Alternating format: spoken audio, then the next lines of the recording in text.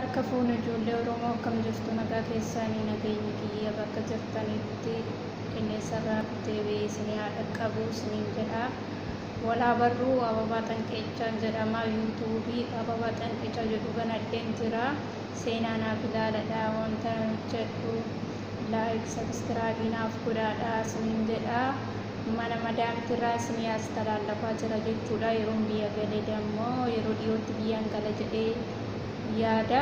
Yeroon biyya galeetti waan baay'ee isinii qabadhee dhufuuf yaadeera. Isin immoo hanga sabskiraayib laayik naaf gochuudhaan na jajjabeessitu yuutuubii kiyya saba guddatu godhaadha isiniin jedha. Yeroo biyya galee bal'inaan sagantaalee garaagaraa qabadhee isinii dhiyaadha jechuudha. Hangasitti sabskiraayib laayik naaf gochuudhaan na bira dhaabbadhaadha isiniin jedha. Ijoollee Oromoo walaa gargaaruu bira dhaabbannu isiniin jedha. Keessattuu ijoollee biyya Arabaa irra jirtu otoo gargaarree nus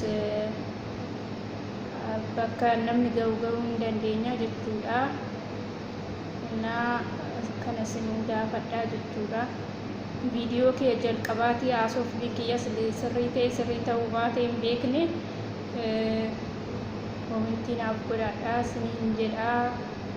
Yeroo jalqabaa amma maatii wajjin ol bartutti hangas akkanuma yeroo ol barre immoo kana caalaa waliin haasofne yaada isiniin jedha. Baay'een isin jaaladha na jajjabeessadha isiniin jedha ijoollee Oromoo.